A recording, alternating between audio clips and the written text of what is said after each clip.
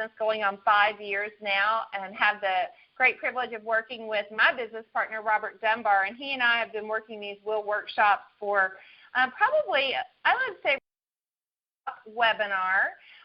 Really, this is an opportunity for you to work in organizations. I mostly work in churches is where I work, this particular market and this particular style of presentation.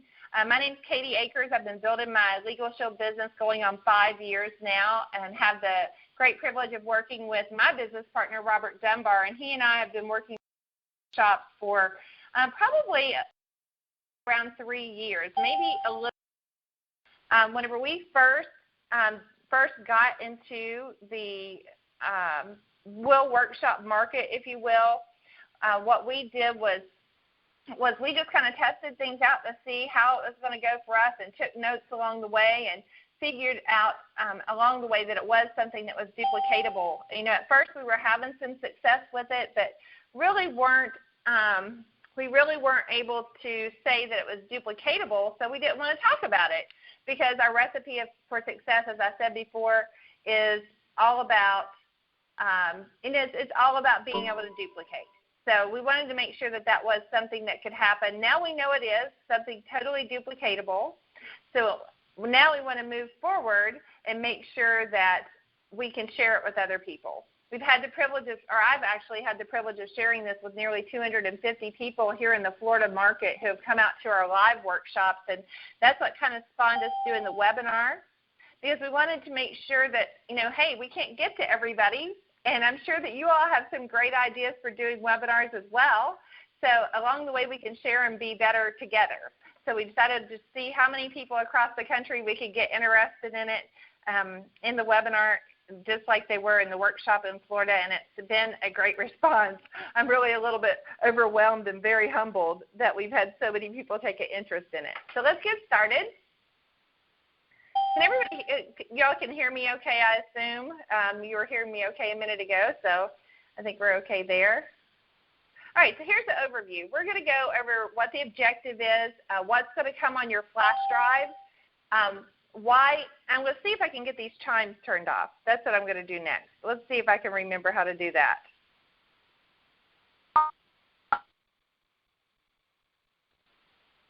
Yes, I figured out how to do it.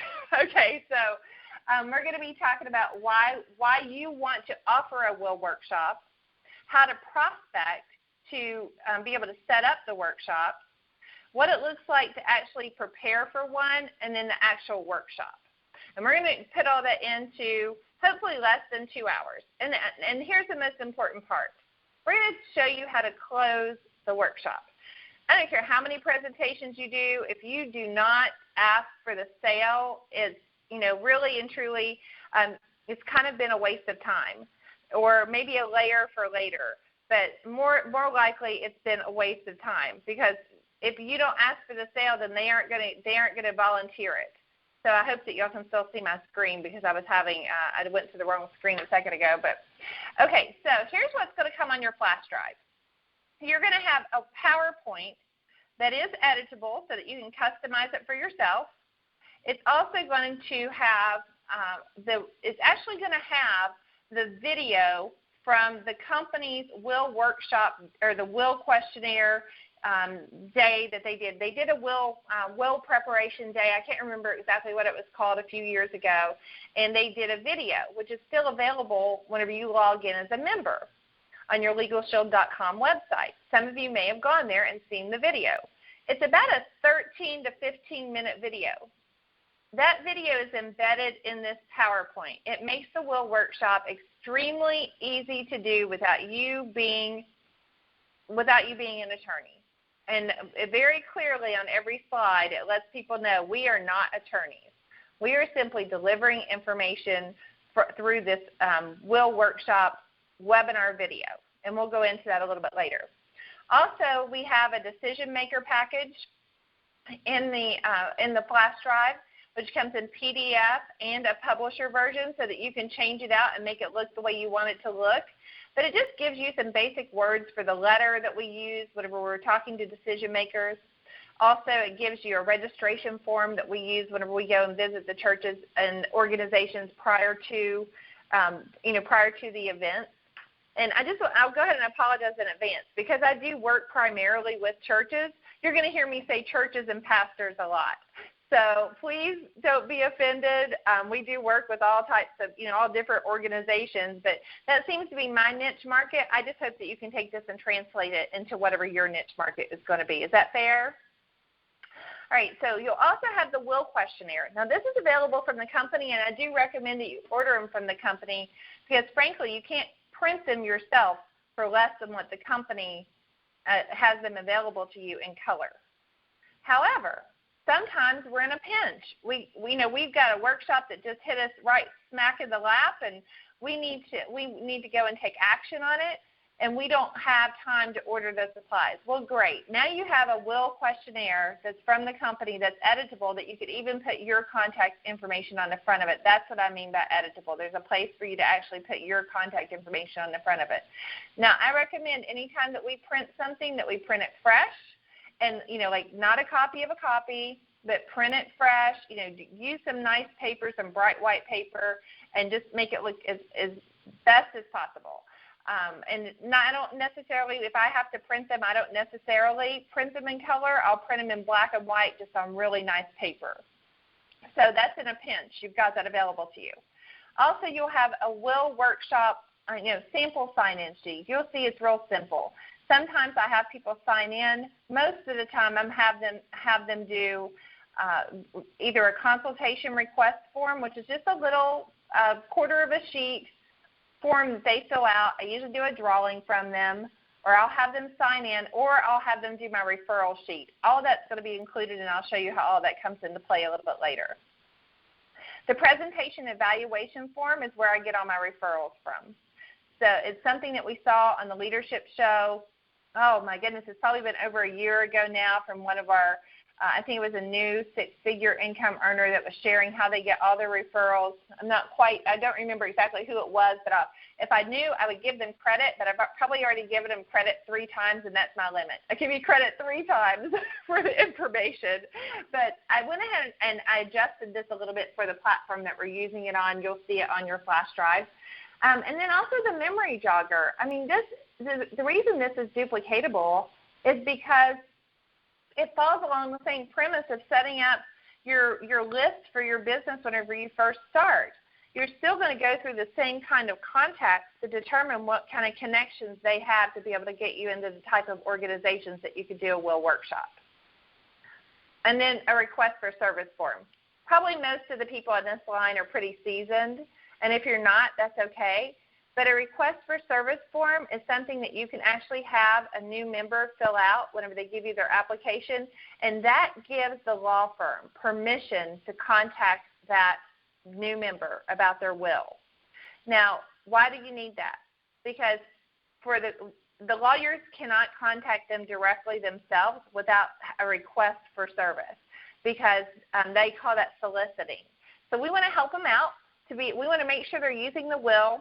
Another reason the will workshop is so important is because if you can get them to do their will, you almost guarantee that you have a member for a very long time. In particular, you're going to have a member for no less than the first year, and more than likely you're going to be looking at, I think the statistics, I think I may have heard Tony Petrell say more like 5 years.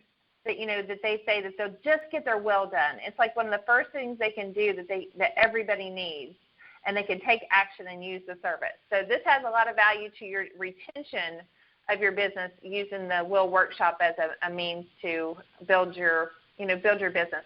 Now I will say right up front, if I can get this to switch to the next screen, there we go, that this is not to replace anything that you're already doing, and it's certainly not something by itself that's going to give you, it's not going to be enough income for you to leave your job, to get a 6-figure ring. What it's going to do is it's going to supplement your business, give you something that you can probably work on the weekends if you're a 9-to-5 person and this is your part-time business. It's going to give you just another avenue of income in our business. It's like another part of the wheel that we have, the wheel of opportunity. So it's just another avenue.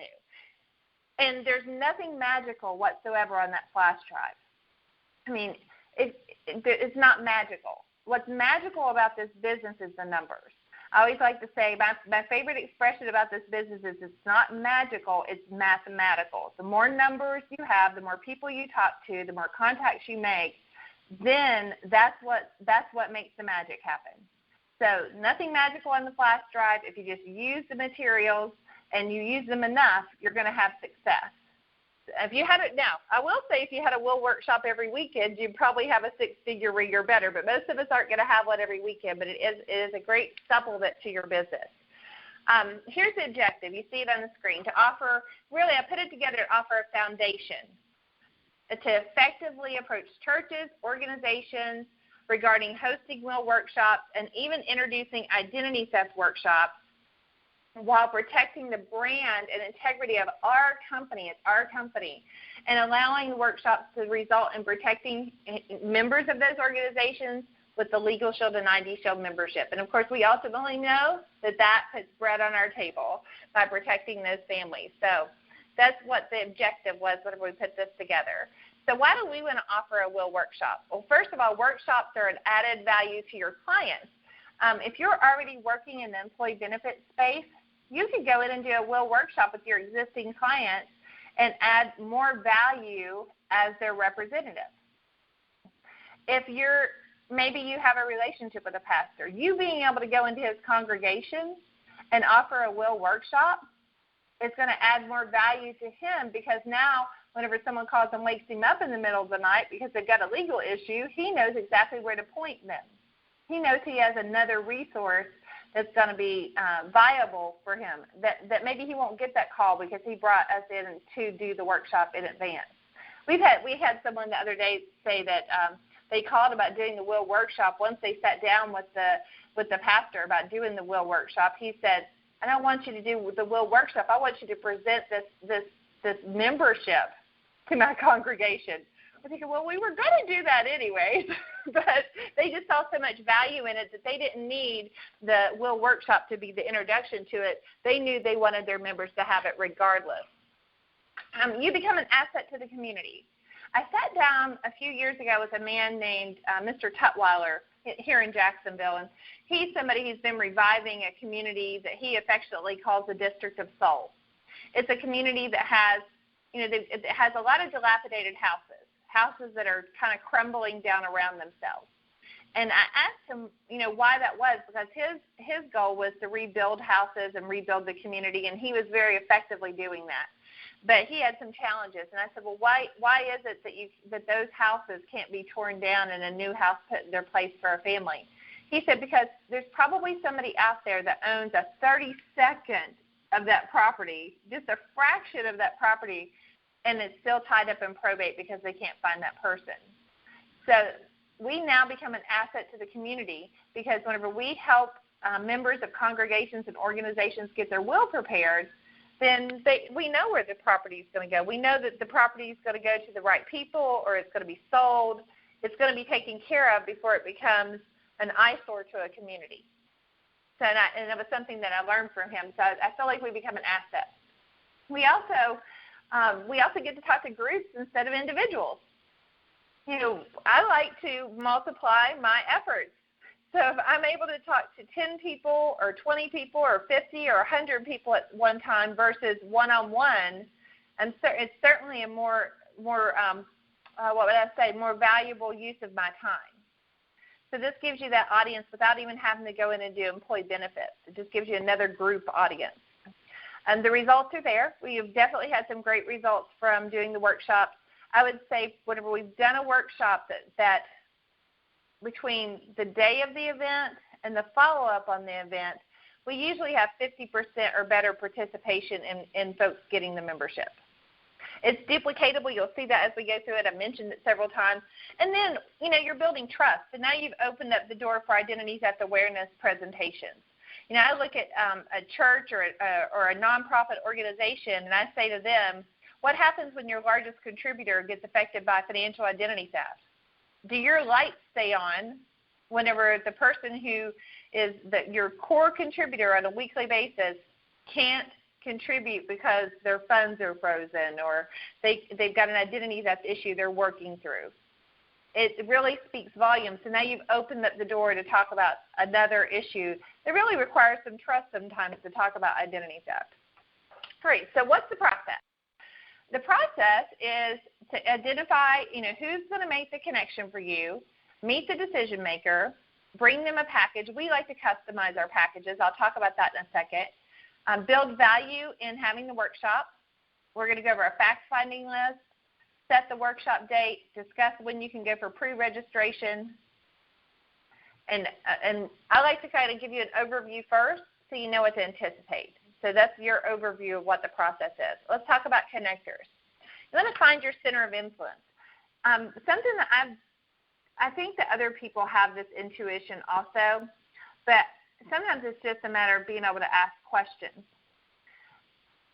Ask yourself, have I ever been in a situation where I just knew that that the person across from me was, one, a leader, and two, that if they're a leader, that they're probably involved in community service or involved in volunteering or heavily involved in their church. Most of us, from a conversation with someone, with maybe a 15 or 20-minute conversation with someone, maybe not that long, can determine that you're sitting across from that kind of person. And that's what you're looking for, is to take that person and have them be the center of influence to connect you to the leaders in the organizations and churches and so on that they're involved in. So my first conversation with someone went like this. I was doing a presentation with a funeral home director. They were talking about pre-planning, pre-need planning. I was there to talk about the importance of having your will done. It was a great match, right? Well, that led to a conversation because I kind of stuck around to the end of that meeting so that I could really have a few minutes with the person who invited us. Well, that was a good move for me, and it's a good move usually every time I've ever done that. And the lady I could tell by talking to her, of course, that she was a leader because she was the one who had put everything together and that she had a vision. So I just asked her, I said, so what kind of organizations are you involved in outside of your career, outside of your job? And she said, well, I'm very involved in the community, but I'm very involved in my church. I said, really? I said, we have a program regarding the presentation that you just heard today that really helps churches. I said, and she said, how so? I said, well, do you think your pastor would be interested if we could come in and do a message on having their will prepared and at the same time educate on why it's important to leave gifts to the church when you pass? Do you think maybe they'd be interested in being able to deliver that message without having to deliver that message themselves? And she said, absolutely. And we were able to go in and talk to, she immediately set up an appointment. She was a senior director for that church, so she had a lot of influence. Well, I like working with the senior directors of organizations like that because they are listened to, they're respected, often revered. There's somebody who the pastor, if they say they want their ear, the pastor is going to believe that they've had enough experience in life that he's going to listen to them. I'm sure you would understand what I'm talking about. So whenever we went in and sat down and talked to the pastor and explained to him how the will workshop would work and how we would work with the organization, he was on board 100%. And I still to this day believe it's because of the center of influence that introduced me. I could have gone in there by myself and not had the same outcome. I might have had to work a little bit harder to get that appointment. But whenever you can find the center of influence and use that center of influence to get your introduction and even go to the meeting with you because they believe in what you told them, then you're going to have a much quicker result, much better result. So you want to find your center of influence. You'll recognize this. This is your memory jogger. These are some of the areas that are really good places to look for centers of influence. Look for people who are involved in civic groups, the Rotary. Let's see, a Civitan, that's another one. The JCs, political clubs. Anywhere where they're going to gather together, where they already have a common denominator, and now you can bring in a message to them that's going to help their organization. So this, you're going to use this memory jogger just like you do whenever you're hosting a PBR or you're looking to find out who owns businesses in your community so that you can go and offer them the employee benefit program or the small business program. It's the same premise. So that's included in your package, some of the things that we highlighted there. Here's one that we may overlook is the church directory. I mean, how many of those do we have in a drawer somewhere from where we've either moved or, don't be afraid to look outside of your immediate neighborhood and to work together on being able to do those workshops outside of your immediate area. Okay, so these are some of the areas that you saw in the memory jogger, just to kind of, maybe you'll recognize some of the logos. Parent-teachers associations, boys and girls clubs. You could even talk to them about maybe setting up an affinity program if they're eligible for it, where they can actually receive almost like a finder fee back to the organization for every membership that's written. I know whenever we go into the churches, our choice is to, once the memberships have cleared, we give a 10% donation back to that particular church because it's just our way of sowing a seed on that. So whenever you're out prospecting, these are some of the hosts. This last week or 2 weeks ago, how many of us listen to the radio anymore? Most of us are listening to our iPod or something on the internet, or something through iTunes, whatever it might be, Android, whatever their version of that is. But whenever we're on listening to those things, we kind of miss the commercials. And so the other day I had turned on the radio, and it was a Christian radio station. And I heard them say there's a pastor's luncheon, and they talked all about this big luncheon that was going to take place at our Jacksonville Jaguars stadium this past week. So I thought, oh, wow, let me call and find out about that and if there's any vendor opportunities. I called. We were able to get a table and sponsor the event. We made a pretty significant investment in that. But there were over 200 pastors there.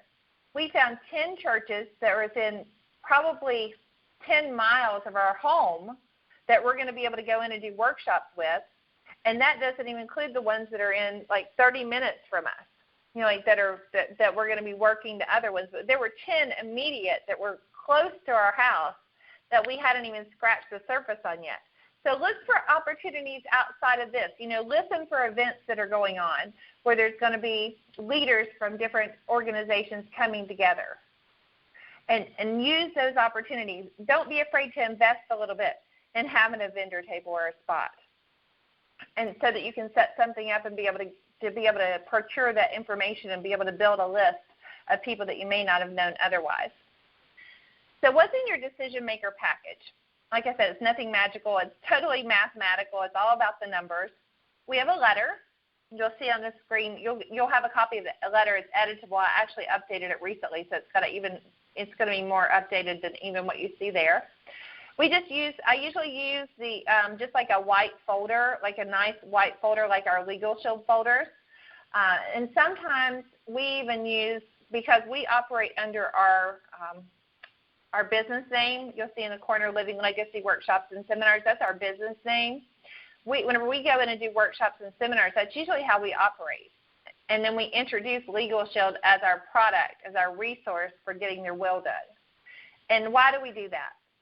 Well, we really do that because we really want to protect the brand. We've gone into some churches where some people have gone in that were not really up on doing the will workshop, what I would call a not really correct way, because there hasn't been a way up till, the company hasn't really put out a way to do it. But it wasn't really, I would say, the right way, my opinion, because they would go in and they'd say they're going to do a will workshop, and then what they did was they went in and did a presentation about the legal and identity theft plan. And that wasn't what they promoted whenever they talked to the leaders of the organization. So now you get a sour taste in their mouth. Now you can come back in.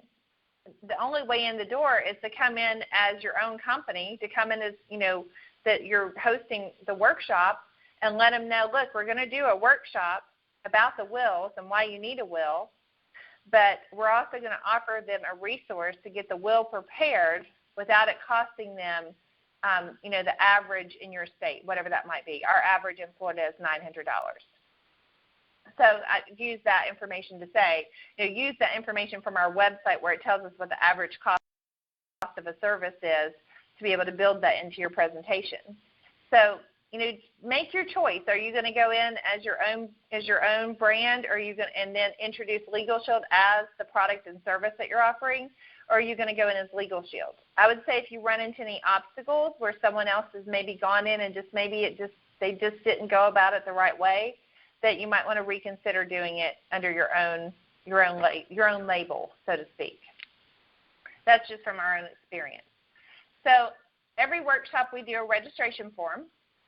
We'll talk more about that in a minute, about why we do registration and when we do it and why it's successful. And then we have these top 10 reasons just to kind of give them some thoughts about why they would want to have a will workshop. Why do they want to host it as a leader? Mainly what we want them to know is that we're listening to them. We're going to tell them what's in it for them. Everybody listens to the same radio station, WIIFM, what's in it for me. So we want them to know what the benefits is for the organization. Of course, it says churches on there. This does go to any organization. So let's talk about building value, 10 reasons to host the will workshop. This is for if you're talking to the leader. It's at no cost to the organization. That's usually what they want to know first. They want to know that it's no cost to them, and it's no cost to the member or of their church, of their organization. Now, why do we say no cost instead of free? Because there's no cost for the workshop, but the service that we offer is not free. There is a membership involved, and we don't want to mislead anybody into thinking that we're going to prepare a will for free. We're not. We don't even prepare wills. The attorneys do, right? It educates their organization on the importance of endowments. I always tell a Protestant pastor that, look, I really believe that, my personal opinion is that the Catholic and Episcopal churches have grown over the years to the size that they are, in part because of endowments. And I believe that message has been missed in the Protestant churches in many cases. And we want to bring that message to your organization. And to paint a vision, this is very important. To paint a vision for them to see. And this is what you really have to get good at, is imagine if your member of your organization leaves endowments in their passing. They leave gifts to the church. They leave gifts to the organization. Imagine what that can do for the legacy of this for the future. Things like senior villages, college scholarships for kids that may not be able to get a scholarship otherwise. We're talking about battered women's shelters that you may be able to fund. Maybe it's missions overseas. Think about the things that are important. Maybe it's daycare. Maybe it's to be able to help single moms be able to have daycare at a more affordable rate so that they can get on their feet. What is a message that's going to hit home to that particular organization? And if you're looking at the Boys and Girls Club, what else can we do to help at-risk kids? Encourage endowments so that there's more money flowing through that organization. Maybe it's not even money. Maybe it's a property that they donate, and now that property becomes a shelter for battered women or a shelter for at-risk kids. You never know what they need it for. So that's the vision that you paint. So paint a vision about leaving a legacy through gifts. Encourage families to prepare in advance for the care of their spouses and their children when they pass. Encourage families to take responsibility for their health care power of attorney. And whenever you're going over these with a pastor or a leader, you want to ask them, how many phone calls have you gotten where the family is fighting in the hospital waiting room over silverware, and they've just found out that their loved one passed? And how many celebrations have you had because a family had everything in order? Wouldn't you rather be the facilitator for that celebration rather than to let them go on without really knowing and overcoming any objection they might have to getting their will done? Also on that list is empower your congregation with affordable answers to their estate questions, as well as other legal issues. We want them to know that it's not just going to be that we're just not going to talk about the wills, but we are going to talk about what our product and service does. I always let them know it's a resource. It's not something that anyone's obligated to have. Everybody gets a will questionnaire. They can take that will questionnaire to any attorney and have the right information to get their will prepared. The difference is it's going to be the average of $900 for a will to be prepared for one individual, or they could take that same money and pay for their membership for several years and protect their entire family. So this is the conversation you're having one-on-one. To empower your congregation to be among the top 20% of Americans, in some cases the top 10% of Americans that have a will, and eliminate disintegration of families. We talked about that a little bit already. And maybe even having that discussion with them about what it looks like whenever a family decides to get their wills done together. You've got a mom, a dad, you've got their adult children. Why not bring them all together in one place, fill out the will questionnaires, get them sent into the law firm. Now, everybody knows everybody's wishes. Everybody knows where to find the documents afterwards. It's a good place to be. It's a place of empowerment. And then let them know that we're going to touch just a little bit on how to avoid identity theft. Now, you don't have to include that in your will workshop. I always do include that in my presentation at the will workshop, but it's whenever I'm going through the membership, just to let them know that there's that the identity theft protection is available to them. I don't really go into it a lot, but hey, we offer it. They should have it. I'm not going to hold back from telling them about it. And then 10, I remind him again, or him or her, that the workshop's at no cost to the congregation.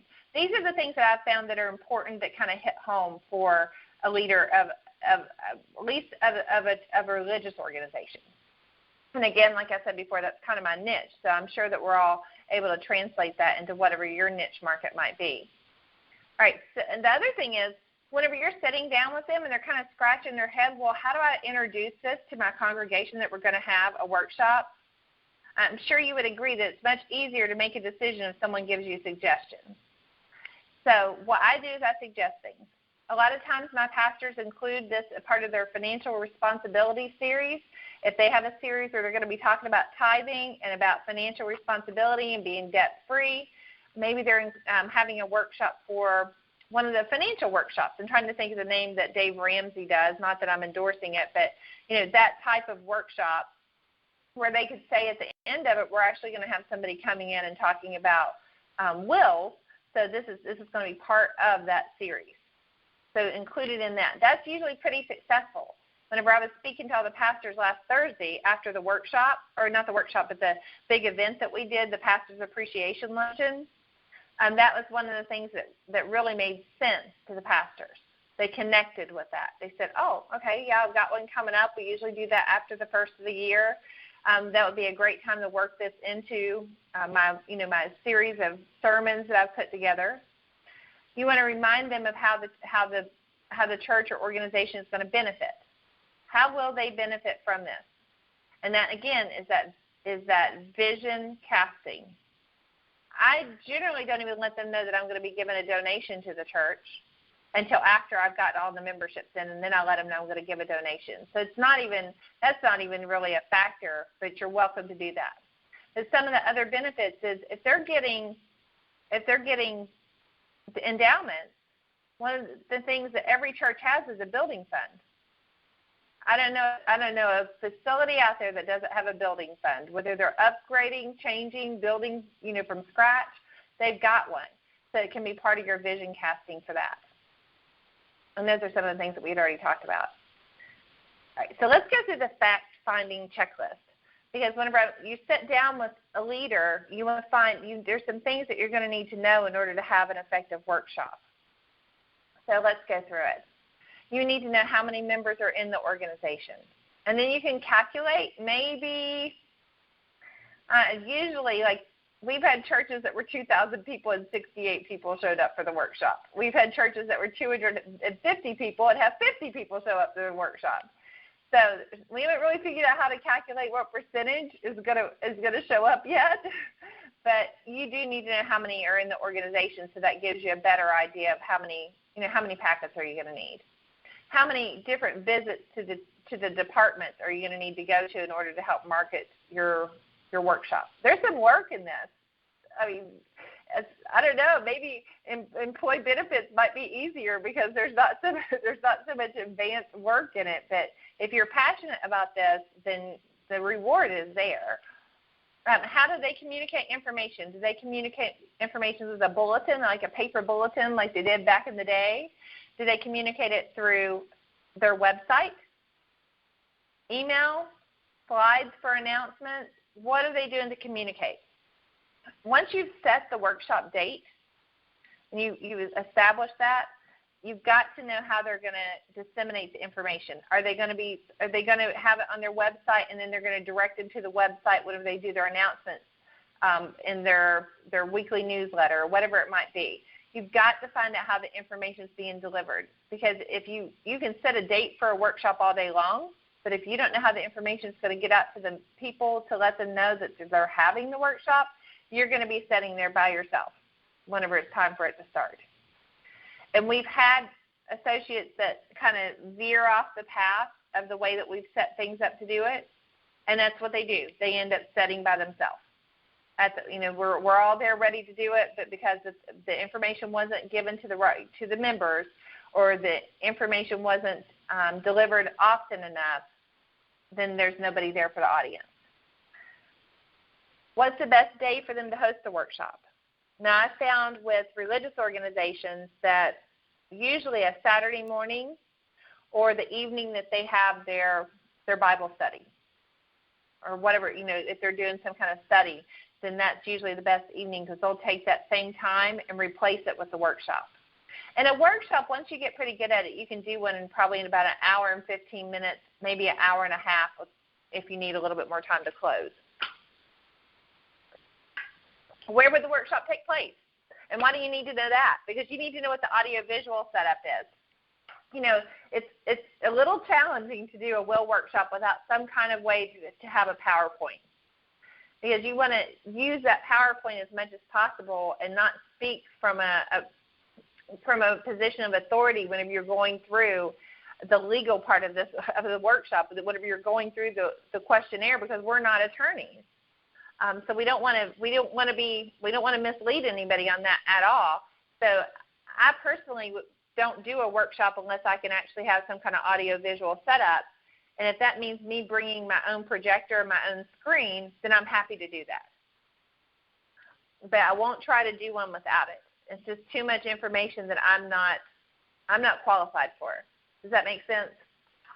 So you got to know where it's going to be. Is it going to be in the auditorium where they already have a whole setup and you're going to need to get with their AV person, or is it going to be in their community center or their banquet hall? And do you need to bring your own equipment? How much time will they allow for the presentation? And if they say, well, you can have 15 minutes, that's not going to give you enough time to do one of these workshops. And so some more education needs to go back into that conversation with that leader. Like I said before, you probably need about an hour and 15 minutes to an hour and a half to do the workshop. And that's with closing and everything. And then you want to offer ideas, just like we talked about before. Offer the ideas of how they can do the workshop. Like if they don't know where they're going to host it, say, well, is there any reason why we couldn't do it in your auditorium? Is there any reason why we couldn't do that in your banquet hall? You get the idea. All right, the next question is going to be, who is the point of contact for the event? Is it going to be that pastor or that leader you're talking to, or is it going to be their deacon, or is it going to be, their assistant? Is that who it's going to be? But you got to know how to get a hold of them and make sure you have all their contact information. And usually the person who does your audio and visual, totally separate person.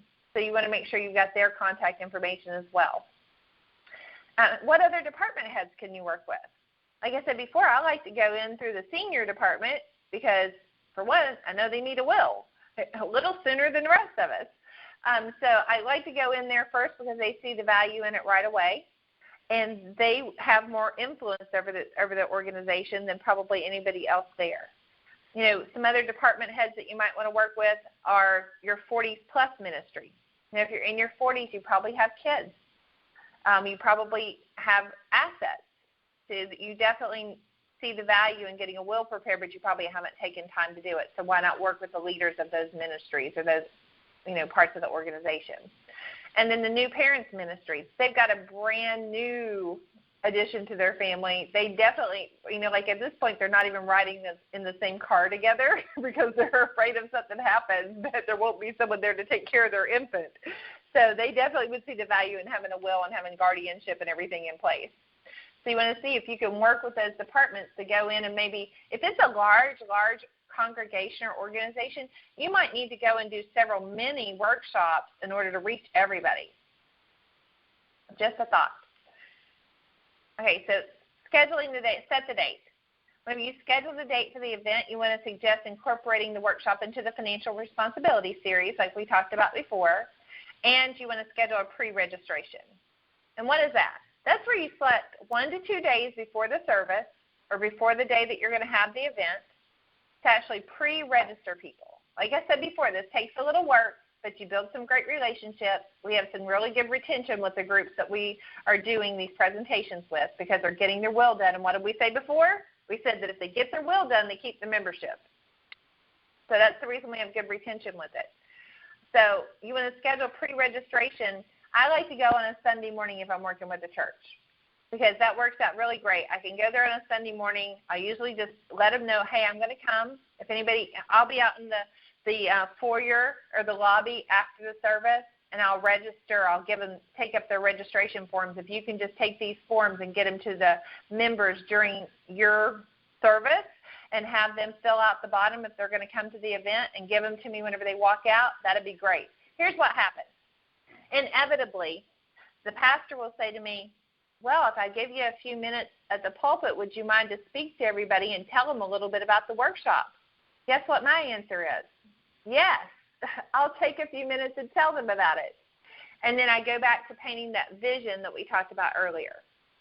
Whenever I get the chance to talk to them, I might take 2 or 3 minutes, tell them what a will workshop is, tell them why they want to be there, and tell them what it means to their family and tell them what it means to the church or the organization going forward, leaving a legacy.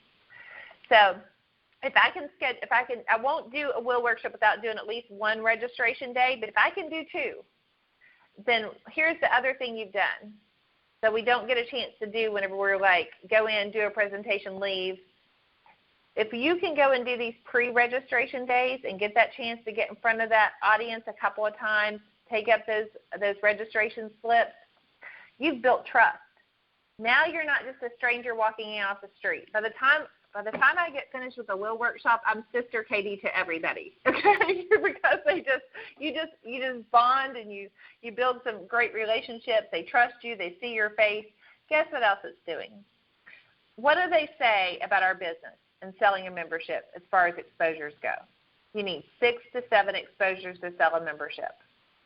Now, those exposures can be very fast, but this gives you an exposure for pre-registration. Whenever you meet them in the foyer and you're taking up the registration form, it gives you an exposure in front of the whole congregation. They've got literature in their hand. That's another exposure. I mean, by the time you get to the will workshop, you've had the exposures you need. The only thing that's going to keep them from making the decision to do it usually is if it's finances, because they've had all the exposures, they've had all the information, they trust you. So those pre-registration days, those meet and greets are really important. So they build trust, they build familiarity, they gain commitment for attendance. That's the other thing that's really important. So, and I take that information that I get on the registration forms. Here's what I do with that. I send an email to everybody and let them know that they're registered for the event. And then what I'll do is I'll try to call them. I don't always get this done, but I'll try and call them the night before or the day before, depending how many people registered, and I'll just let them know that I'm looking forward to seeing them tomorrow for the workshop, that it's going to be tomorrow at 7. Because people are busy, and the last thing in their mind is doing their will. I mean, we're lucky we got them this far, right? Because they think if they do their will, they're going to pass away the next day. And so this is just a sample of what that registration form looks like. I don't even give them back the top half of it. Whatever they hand me whatever they hand me after they fill it out, I just keep it. If they hand me the whole form, I keep it. If they hand me the bottom of it, I keep it. I don't spend a lot of time on that, but there's the registration form that we use whenever we're getting people committed to coming to the workshop. And notice at the bottom, we put some check marks down here. Yes, reserve my seat, or please contact me. I'm unable to attend the day of the event. That gives you a chance. That's permission. That's permission to follow up with somebody for a one-on-one appointment. All right, so I know we talked about it before. We did the reminder calls. 2 days before the event, just try and do a reminder to the attendees. A day before, 2 days before. It's like you've put in the effort to schedule the appointment, to sit down. You know, you found the center of influence. You found your decision maker. Your decision maker has said yes. You've bought materials. You've put together packets. You've scheduled time on your calendar. This is all what makes this a success. So, you know, you don't want to leave any stone unturned. If you're going to put forth that much effort to do any appointment, then take all the steps. Make sure that you get everything you can out of it. Okay. This is really important, folks. How many of you have ever gone to a presentation in which the person at the front of the room was maybe somebody else? Maybe they weren't delivering the message the way that you would receive it best. It's really important, even if it's your account, that you select the very best person to be in front of that room. I usually will select or go up front with Robert Dunbar. Robert Dunbar is great in front of the room. So even though I set up most of the appointments, whenever it comes to doing that little presentation on Sunday morning, or to do the pre-registration, if they invite me up front, I'm like, I'm going to bring him up front with me. He knows how to connect with an audience. He knows how to be funny. He knows how to deliver the message quickly, and he also knows how to play on my strengths, to bring those out in me so that I can, deliver my part that's my strength in that message. So if I wanted this to be a success every single time, I'm going to pick the very best person. If you know that you're not the very best person, don't shoot yourself in the foot and try and go and do this on your own. You want to pick the person who is great in front of the room to go up in front of that audience. Even the day of the event when you're doing the presentation, if you don't feel like you've been getting the results that you want and you're not there yet, pick the person who gets results. Share the business with them. But get somebody up in front of that room that's going to be the right person. You also have to set it up right because you're going to need a team. These events are not something you can do by yourself. And what I mean by team is not necessarily the team that you recruited. Okay, so you got to be willing to share the wealth a little bit here. Invite the people that are going to get the best results, be able to answer the questions. We use people that aren't on our team all the time to assist us with these events because we want to use the people that we get the best results with. So you want to communicate. You want to make sure that if there's going to be any compensation for the people that are participating, that they know exactly what it is, that they inspect what you expect, and that way they're willing to work with you again. And you want to follow through on your commitment to that. You want to make sure that they know what the protocol and the agenda is. So if there's somebody who's helping because they're learning and they're just going to pass out paperwork, you want to make sure the protocol is that if somebody asks a question that you're going to direct them over here to this person because this person knows how to answer questions. Thank you for coming. I'm glad you can hand out paperwork and pens, but we need you to send everybody to talk to this person because we're all about closing as many people as possible. And so make sure everybody knows their role.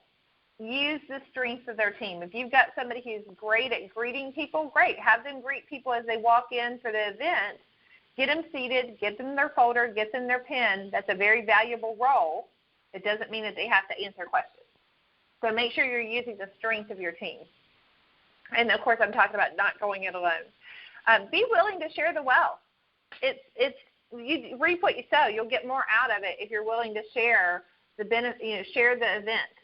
There's been many events where we've gone in and done a 50% commission split on. And what this is, because it's not an actual formed group, you can't do a commission split behind, like with corporate, because they don't have any way of splitting that commission because it's not like a real group like you would with employee benefits. But have an agreement yourself about splitting, how you're going to split the app. and make sure it's fair. Make sure that like whoever bought all the materials probably should get more out, because they're the ones who made the investment in the materials. But it needs to be clear as to why everything's being broken up the way it is. I've had a group of associates come in and do a workshop with us whenever we were running for our first month of executive director. And we knew that we needed most of those applications. We knew that we needed them to go in under our agreement in order for us to hit executive director. It was important for us. It was important for our marketplace. The people who worked with us, they got it. They understood it because we explained it. It totally changed the Jacksonville marketplace because we were able to start a series of executive directors coming through our marketplace because they finally got some belief back into the marketplace. So we talked to them about it ahead of time and said, look, we want to compensate you, and we need your help, but we aren't going to be able to compensate with all applications this time. It's going to have to be some money from the applications and some applications. Are you okay with that? If you are, great, you can work with us. If you're not okay with that, it's okay. We're going to find somebody who can, because it's important that we're so close. We're so close. We want to make sure that it means a lot to everybody to be able for this to happen. And that's the kind of people you got to work with, people who understand the full picture. So just don't go it alone because you just can't do it by yourself. There's too much to do. Okay, what does it look like the day of the event? I just want to check the time there. The day of the event, you want to make sure you pay attention to detail. If you're not the detail person, guess what you do? You get somebody on your team who is. Prepare for the day of the event. Some of the things that we do is we'll get like the little acrylic signs, and we'll actually put the church's logo or the organization's logo in the same frame as our logo, as the Legal Shield logo, or as our brand logo, whatever it is. And the reason that we do that is because whenever it's a visual affirmation that we have partnered up together. Now that audience sees, First Missionary Baptist Church and the Legal Shield as one, as partners together. So it's just a visual affirmation that we're not separate, but we've been invited to be a part of them. So a lot of times we'll do things like that in the little acrylic frames. Also, you want to share the agenda with the organization contacts. And they need to know what the agenda is because somebody's going to need to introduce you. And somebody, very important. Oh, this is so important. You have to schedule this event when that leader can be at the event, if at all possible. And if that leader can't be there, it needs to be somebody else who's a strong influence in that organization. And they have to be willing to give you that introduction, even if you have to write the introduction out for them. But it's just like whenever you go into employee benefit marketing. You have to have a strong introduction for the best results. And if the leader of that organization, they can say that they see the importance of this all day long, but if they aren't willing to be there too, it speaks volumes. So you really want to let them know, look, we're going to have the best success, the best outcome, and ultimately the best result for endowments for your organization if we have a proper introduction, if we have you there to support the event. Now, they might have to slip out about halfway through, whatever it is, but you need them there to do a proper introduction. You also need to make sure that they're actually kind of endorsing it. If you can get them to get the membership in advance, or if they get their membership the day of the event, I would make a big deal out of it. I remember one of our pastors, he wrote like a check for the whole year for his membership. After I told, I said, oh, here's Pastor so-and-so's membership for him and his wife. They've actually gone ahead and just they believe in it so much that they've actually gone ahead and paid for their membership for the entire year. And I know more memberships came in because they were like, oh, well, that's endorsement. So if they get it ahead of time, let them share a story. Maybe go ahead and get their will done before the event. That'd be great. That'd be ideal, right? It doesn't always happen that way, but it would be ideal. But the endorsement, make sure that they can at least endorse it by getting the membership that day. It's huge. All right, so what's in your attendees packet? We usually just put together some folders. We don't put not a whole lot in it, But and nothing, certainly we don't want it to be a distraction in it. So a lot of times I won't even give them their legal fact sheet and their ID Shield fact sheet until I give them their membership application. It just depends on what the audience looks like, what I'm kind of getting, what kind of vibe I'm getting from what the event's going to be. If it's going to be a pretty big event, it's nice to be able to pass out the applications whenever you're closing, so that you can say, oh, okay, who needs an application? And then the chances are if you have a large audience, you're going to have people raise their hand for their applications, and you can take them around to them. If you have a smaller audience, you can just say, take your application out of the folder and start filling it out. Because if you have 10 people in the room and nobody raises their hand for an application, that's not a real good situation. So you kind of judge how many people are going to be there. But you're going to have the little registration form that you see over here on top of the will questionnaire. You can use those. I usually do a drawing from those. And then you have the will questionnaire is in the package, because, of course, the video that you go through is going to go over that. And universal application, ID Shield fact sheet, Legal Shield fact sheet, the presentation evaluation form. That form, I don't know that I have a picture of it here or not, but that form is where you're going to get the referrals from. And I've started using it for the drawings versus this little form here just recently, because I want the referrals. I want them to tell me who else needs their will prepared. So that is in your flash drive or in the delivery that you'll get by email. All right, so this is what it's going to look like for the presentation and close. You've got the Legal Shield Will Workshop video. That's on your PowerPoint. It walks them through the questionnaire. But I've also set it up, and I'll show you in a moment. I've also set that up to where you are able to unhide the slides that match that video, because if you're ever in a situation where your video doesn't work whenever you go to do the workshop, you at least have every slide that's in that video that's in the PowerPoint that I gave you. So you can manually go through the information. We always want a plan B, right? So it walks through the questionnaire. It highlights, one of the key things is to highlight the division of assets. I'll show you how to do that here in a minute, or how I do it. And, of course, you'll have your own style for doing that. You do the Legal Shield presentation after that with the ID Shield presentation. You do not do an opportunity presentation. I don't. It's your choice, but I didn't go in there in these types of events to recruit necessarily. Now, have I recruited from it? Absolutely. The pastor usually asks me, well, so tell me a little bit more about how you make money doing this, because they need an additional source of income. So I have recruited quite a few pastors. I can't say that they've done a tremendous amount afterwards, but we'll figure that out later. But but this is not necessarily a recruiting event. That was my point. The closing. Then we do a drawing, and then we answer questions. And we keep the questions about the plan and refer any questions that are legal to the attorneys in order to close more membership. And then not the attorneys aren't in the room, but that refer to them, that's a question for an attorney. And then we ask for the referrals. And the referrals I'm talking about now are the ones that the leader of that organization can give you.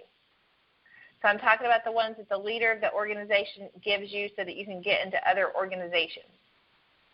Take that leader to lunch with the people that he wants to introduce you to, so that you can actually get a very warm introduction.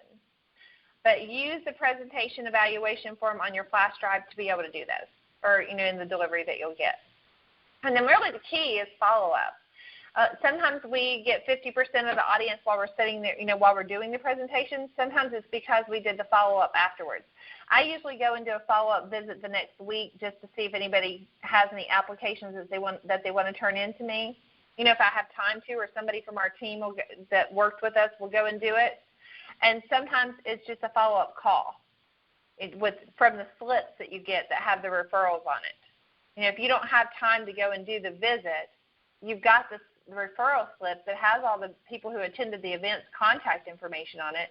Now guess what you have? A new list to work with. And then you have to remember that you are Legal Shield to everyone. So you want to make sure that you're giving them good client service. I've heard people say, well, we've got customer service with Legal Shield.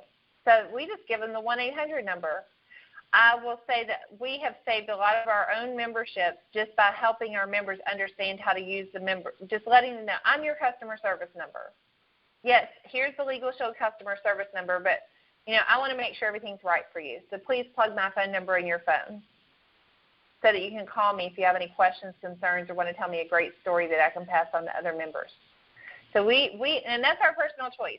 It's your choice how you want to do that, but I recommend that you do this client service. Okay, so as a recap, and I'm going to go into what the presentation looks like here in a second, but as a recap, talk to the decision makers. Find your center of influence, talk to the decision maker. You have to promote the event. We talked about, how do they deliver information to their members, and are you going to be able to come and do your registration days and maybe get some time in front of the members? So promote the event, organize your team, communicate clearly what the outcome is going to be for everybody on the team. Go and do those pre-registration days. Send your reminders to the people who are going to be coming to the event that have registered. Do the presentation, and above all, close. And ask for those referrals. Follow up. This is your key to success. If you follow this pattern right here, it's your key to success. And like I say here, offer the opportunity last to the pastor after the event's complete. Usually, I've never had to offer it to them. They always ask me. So if you've done a good job, they're going to ask you about that. All right, so here's what it looks like. I'm not going to play the whole video for this.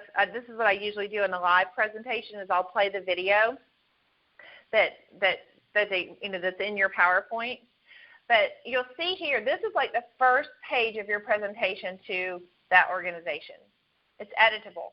So you can actually make it personal to them. Insert their name, insert their logo, change the colors to whatever you want it to be. You don't have to spend a lot of time on it, but make it personal because then they really do connect.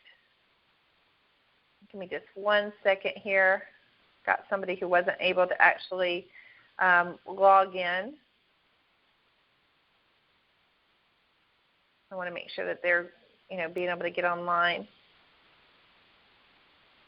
Thanks for your patience. Okay, let me help them out here really quick. So, personalize as much as you can. That's what we like to do. Now, as we're coming into the event, I have them fill out this questionnaire. This is what I was talking about that's on the presentation evaluation that's on your flash drive. You can see it has a place for them to rate your presentation. It also has a place for them. I'm sorry about that going out for a second. I just want to get this over to the person who is missing their information for the event. Let's see. Apologize. Let's see. We can only figure out how to send another message. There we go. Thank you.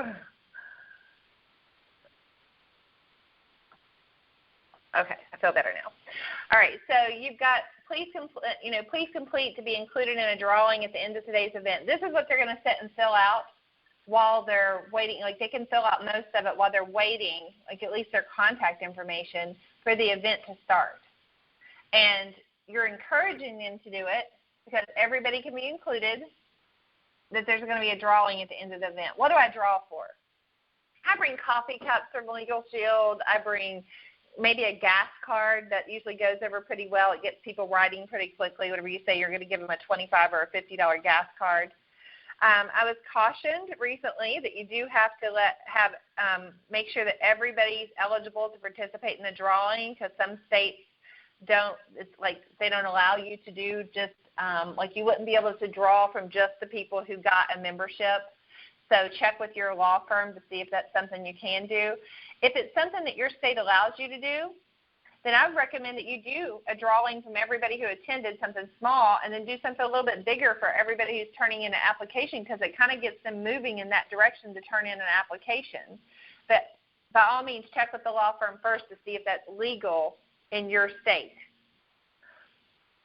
Okay, so that's the form for that. Now, before it goes into the video, something I'm going to pull up on the screen now is something that somebody from some previous training that I did shared with me. Let me pull this over here. shared with me is a good introduction, which is kind of a funny story that you have to memorize, but it's a good introduction for the workshop. So it's going to be included on your flash drive so that you can repeat it, but I'm going to pull it up because I want you all to be able to see how to, like some of us, I'm not real good about going up in front of the crowd and getting them warmed up. I'm just not. It's just not something I've ever mastered, but humor is, we all know that we love somebody who makes us laugh whenever they come up to the front of the room. So this was the story that was shared with me from Gary Trot. I don't even know if he's on the line tonight, but Trotnick. He says, well, he starts off by saying, well, maybe you've heard about two brothers who lived in a small town not far from here. Unfortunately, they were both crooked businessmen. Over the course of many years, they cheated, swindled, robbed, generally stole from everybody that they ever did business with. The entire town and surrounding community, they despised these two brothers as everyone was aware of just how disreputable and dishonest they were. One day, one of the brothers passed. Now, they never attended church. The one remaining brother went to the local pastor and offered $100,000 if he would come to the funeral and say the appropriate words. And, during the course of the eulogy, referred to his brother as a saint. After a few moments of thought, the pastor agreed to the request. The brother wrote out the check, and the pastor immediately went to the bank and cashed it. The funeral began. The church was packed. The pastor started with his usual prayers and followed the rites and traditions as required by the church's teaching. In closing, after referring to the man in the box, he paused and turned to face the remaining brother. He began, as you all know, the departed was an awful individual who robbed, cheated, swindled, and stole from everyone he did business with. However, compared to his brother, he was a saint. Let him laugh and carry on, and it's a great way to open up the event.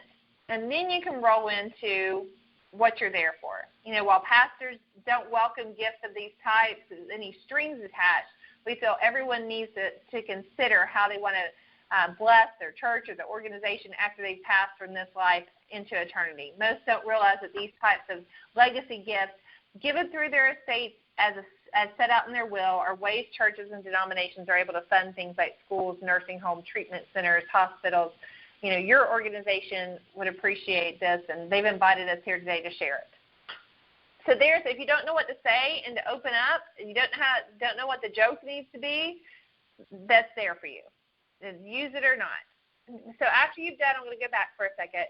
After you've done your introduction, you have your introduction slide. You do your little joke, your little introduction about the event that day. You warm them up, get them used to fellowshipping with you, I guess. And then you make sure that they know as they come in that there's going to be a drawing at the end of the event, just kind of getting everybody situated. Then you're going to go into the video. And this video is going to play through every page of the will questionnaire. The video, it's a little bit dry, I'll tell you that, but that's what you can expect. It's not legal advice, but wills are a pretty dry conversation. So if you'll notice at the very bottom of the screen down here, though, it says this is not legal advice, representation. It's for general overview purposes. Each state has their own regulations. Please contact your attorney. So we say provider law firm, and I say that all the way through the presentation when I speak. And why? Because when I want them to ask me, well, what is a provider law firm? So that I can have a chance to tell them. That'll be a great Q&A question. All right, so you would go to the video. The video, and I'm not going to play the video because it won't play through the webinar, and I won't have you sit through, 17 minutes of it, 16 minutes of it. But the video plays, and then you'll go into the questionnaire. Now, like I said before, each one of the slides that are in that video are separated out.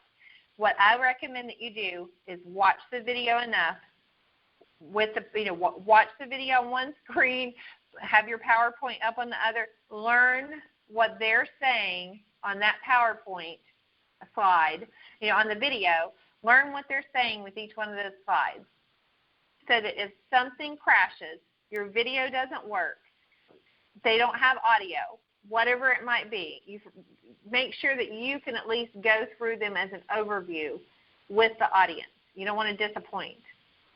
So the next few slides are going to be the will questionnaire. And we've taken them and we've highlighted them so that we can point out a few things. I don't talk about them a lot whenever I'm going through this part of the presentation because they just did that in the video. So they took all this time out of the presentation for you. And it's very important because our will workshops used to be 2 hours. And how many of you know that if you have a 2-hour workshop, you've lost attention for people? Like, I'll probably lose a little attention by the end of this workshop today, but hopefully not. But, you know, in an audience like that, you're trying to close them, and you definitely don't want to lose them because you're wanting them to, you know, want them to put their name on the dotted line at the bottom of that membership application. So usually on this slide I'll say, I know you'll notice on the first page of your will questionnaire that has a place for a membership number. Well, this will questionnaire, it could be taken to any attorney that you haven't sort of given the information that they need. But what we're going to show you later is if you take this membership through our program, you'll get a membership number, and that membership number will go right here, and you're going to save a tremendous amount of money using our resources to be able to get your will prepared. And you'll have access to many other benefits as well. So that's what that membership number means. That's why it's there. Of course, you can see the rest of this information is all about you. Now, if you don't know that information, I can't help you there, but it's all about you. The next page is going to be about your family. Most of us know how to take care of things with our family. I know that some of us don't remember what day we got married. You're going to need you may need the other attorneys that we talk about later. You may need one of those family law attorneys if you can't remember that. But some of us can't remember if we got divorced, when we got divorced. It's okay, because if an attorney needs that in your state, they're going to ask for it.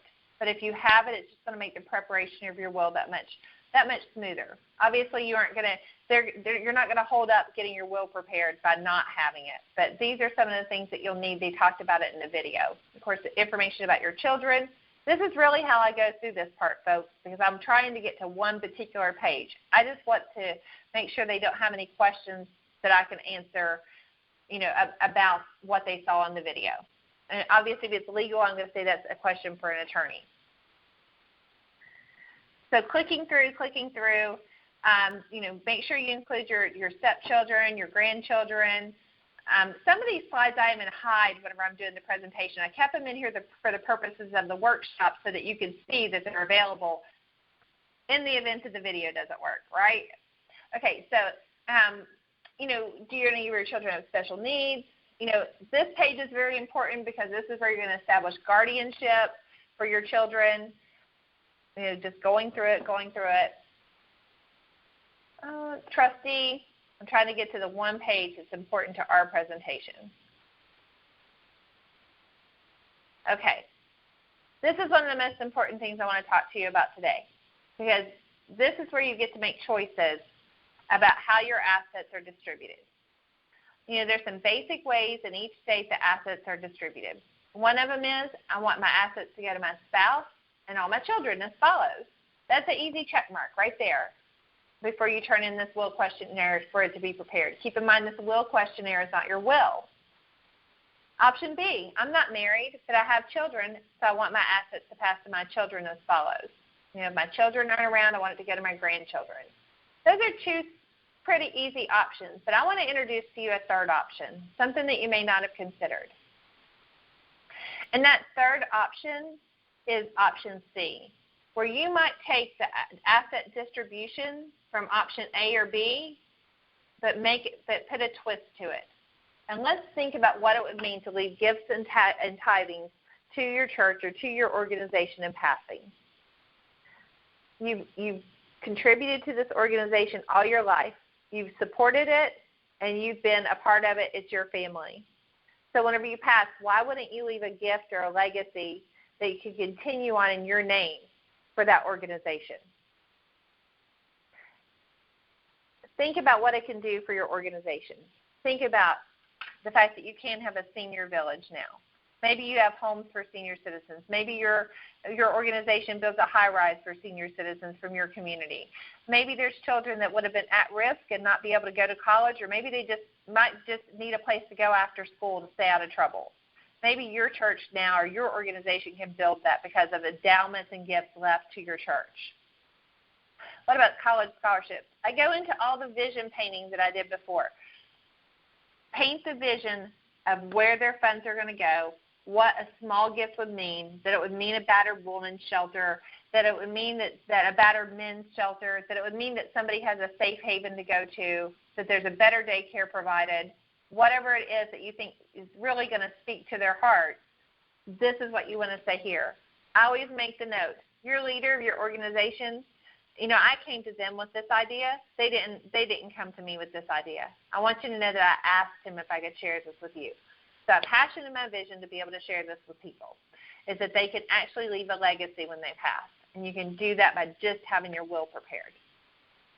So that's the key. That's why they let you come in. That's one of the reasons that they let you come in. So you have to be strong on this option. The other pages of this will questionnaire really don't mean a lot whenever it comes to your presentation. This page means a lot because that's the point that needs to be driven home. It's probably why they invited you there. So, and then, we always make some jokes on this page. We say, you do have the option to disinherit some children and some grandchildren. We come up with something will always come up that's funny. Somebody in the audience is always uncomfortable with it, so they say something funny and so on. So you can use that however you like. And then we always just let them know on that on the last page, of course, you have your healthcare power of attorney and so on, but on the last page where the assets are, that they don't have to fill in all those blanks in order for their will to be prepared. That they can actually just, fill in what they know. If the attorneys need it, they're going to contact them and tell them that they need to dig deeper. Let me get back one page. We do spend a little bit of time on this page talking to say, it's really important. Here's one of the main reasons. It's great to be able to divide up your assets and so on and designate. But here's why it's important for your family that you go ahead and make out the will. How many of you really want your family falling apart in the hospital waiting room, before they even get out the doors because they're arguing over who gets what silverware because they know that there's not a will in place? This is where you can make everything a celebration for your life. Those are the kind of messages that you want to drive home. This is what's going to sell your membership. In the end, this is what's going to sell your membership, is being able to say financial responsibility, that your family's going to be okay, that you're looking out for them. How many of you think it's important that your family be taken care of when you pass? How many of you agree a will would be important to making that happen? Ask them questions. Get them engaged.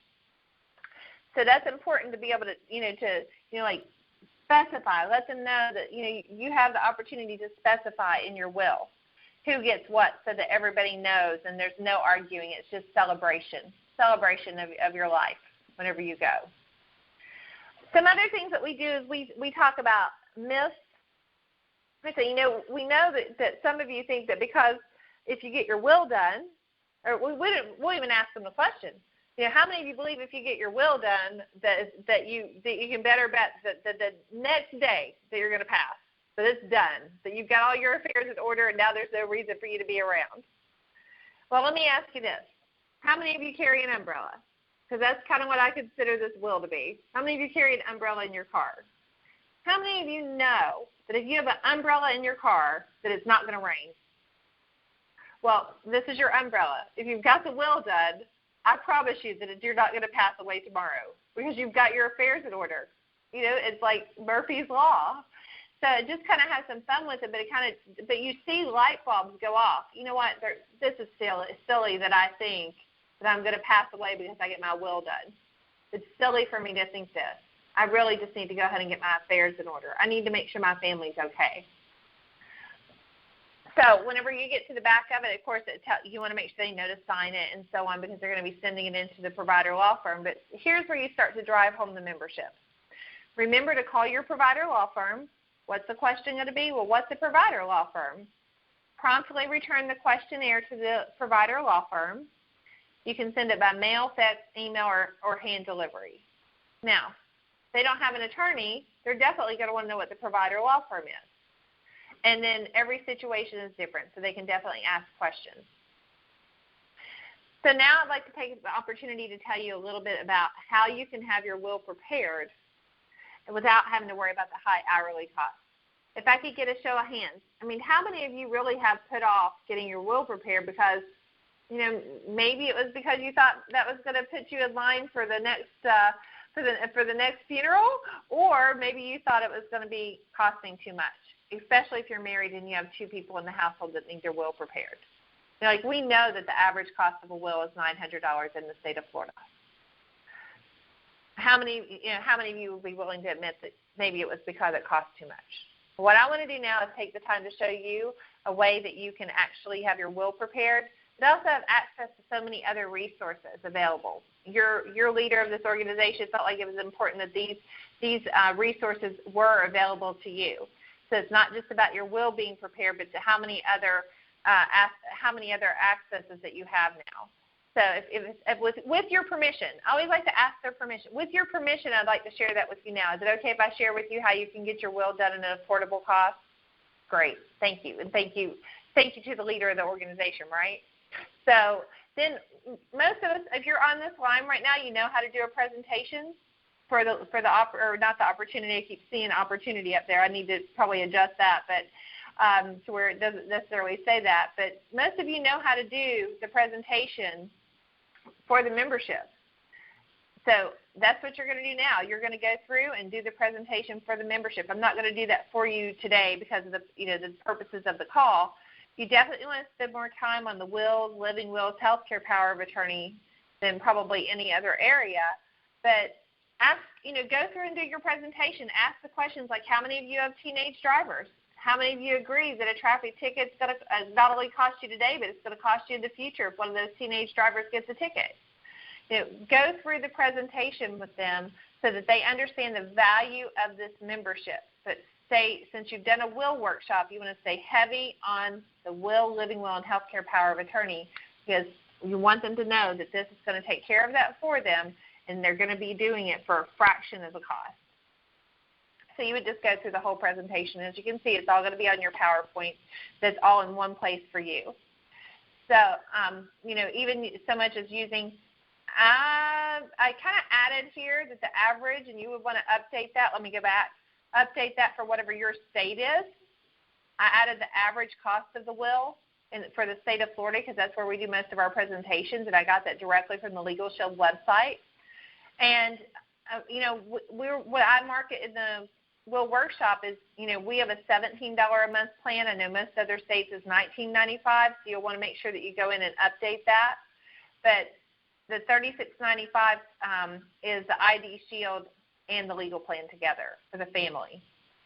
So you may want to update that. I may just send out a version that's for the $19.95 plan because it's just everywhere. It's like this is going out everywhere.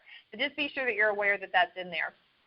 And then go through and just say, we've told you a little bit about our legal service, but we also want you to know that we also have an identity theft protection service that we'd just like to touch on just for a second. We mentioned it to the pastor. He thought it was important for you to know about it, especially with all the epidemics you hear on the news every day. So go into a short identity theft presentation to let them know that there's fraud that's even for people who pass. Let them know that there's fraud. Do some research on it so that you can actually speak to it. So go through your identity theft presentation, wrap up the membership and close.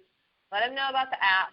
Let them know about what people are saying about us, that we're 5 stars all the way, and then tell them how to become a member. This is where you're going to say in the back of your folder, actually I would talk about member perks also, but in the back of your folder or, if anyone's interested right now, how many of you can see getting your will prepared this way is the best way for you to do it? Financially, it makes more sense.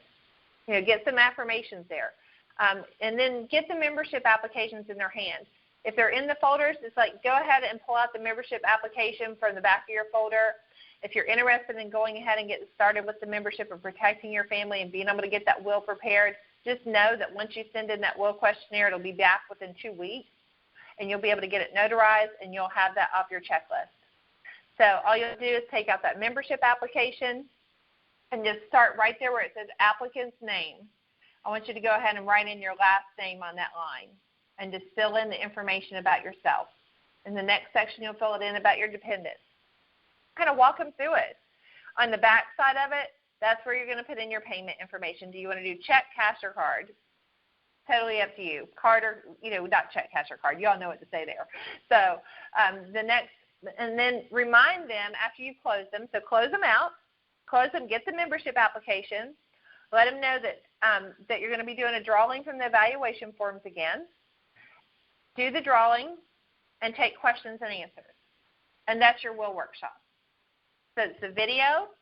It's highlighting where the membership number goes so you can talk about our provider law firm system again. You're just kind of allude to, we're going to tell them about a resource for getting their will done. Get to that page where it talks about distributing their assets and how they can leave gifts to that organization.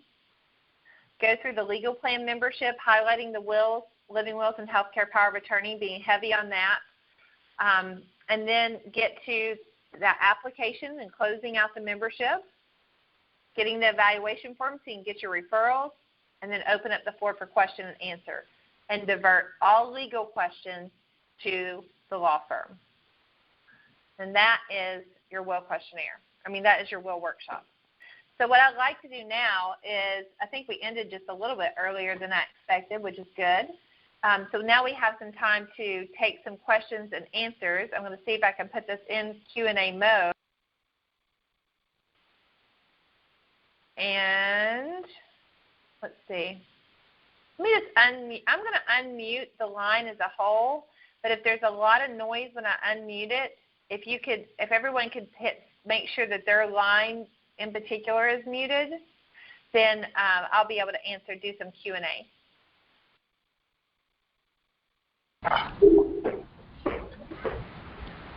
Okay, the line is open for questions. If you're not muted, please hit *6 if you're not talking.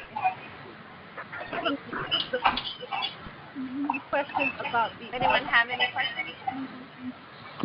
Yes, I had a question about you listed the contact for decision making.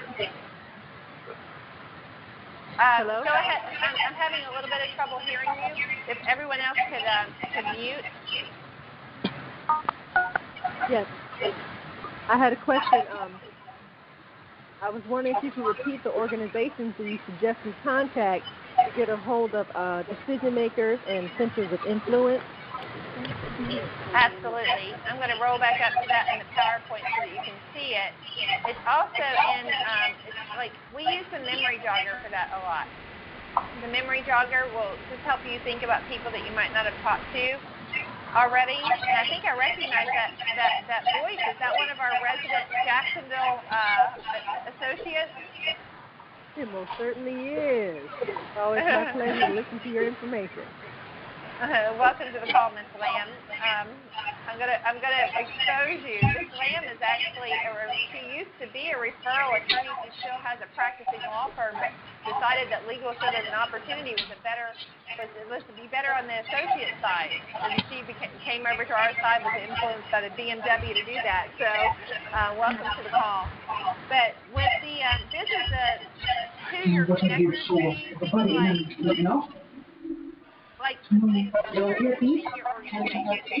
I'm getting a lot of background noise. Ms. Lamb, what's the last 4 digits of your phone number? 5598. Okay, I'm going to try and find you on here and mute everyone else out and just be able to have your question answered. So let me Okay, so Ms. Lamb, you could press *6 to unmute yourself. But civic organizations, Rotaries, JCs, political clubs, any organization that you're a part of, but also asking other people what organizations they're a part of. Where do you go to church? Are you involved in the PTA? Do you have any places that you volunteer? Those would be ways to find an in into an organization. What role do you play there? Do you have some influence in that organization? Do you lead maybe a group within the organization? So American Businesses Women's Association, I've done presentations with them before. We've worked with the Lions Club with homeowners associations. churches, of course, that's really our niche market, as you probably got from the presentation. But I hope that answers your question. Okay, so if anyone else has a question, they can press *6, and it should unmute you, and you should be able to ask a question. Hi, Katie. Do you have a list of the questions, the hand-raising questions that you asked throughout the presentation to prod them? What I'll do is I will work on putting that in a separate email because I don't have it in the flash drive, but I will put that together and put it in a separate email to you all as an update. Yeah, that would help a lot, like what you're saying and asking them to get participation throughout all the way to the end. Okay, that sounds great. Yeah, thanks. Okay, thank you. Anyone else? Anyone has a question, they can hit *6 and that will unmute you. Excuse me, when are the attendees actually filling out the will questionnaire? Is it when the video is playing or is it afterwards when you go over the highlighted section? The first few workshops that we did, we had them fill out the questionnaire, but we found that they just had a lot of personal thoughts about it. They kind of puts them in a place where, like, it takes their mind to a place that maybe isn't conducive to writing a membership, because sometimes it kind of gets to them that they're thinking about themselves passing. So instead of actually having them do the questionnaire, what we'll do is we'll let them know that they need to sit down and take some time at home and complete the questionnaire and then get it into the provider law firm once their membership process. And say, look, we're going to process your membership today. It's going to take a few days for your welcome email to come through. Once your welcome email comes through, you'll have your membership number. At that time, you probably will have had enough time to fill out your questionnaire. And don't worry if you have blanks on your questionnaire, because they're going to call you if they really need that blank filled in whenever they go to prepare your will. You'll have your will back within about, from the time you get your membership, probably about 3 weeks if you send in your questionnaire right away. So I don't necessarily, do you get what I mean about that, taking them to a place that in their mind that they probably don't want to be, and it's probably not going to put them in the mood to write a membership? Mm-hmm. So you have the will questionnaire there in the packet. You just don't have them fill out every piece right then. I get it. Right. And before the video starts, I didn't say this during the presentation, but before the video starts, I'll tell them, look, this video is going to walk you through the questionnaire in your packet. So if you'll go ahead and take that out, you can use that questionnaire to make some notes on the questionnaire about things that you hear in the video, because whenever later on, if you choose to take advantage of our service, you're actually going to get a fresh questionnaire emailed to you.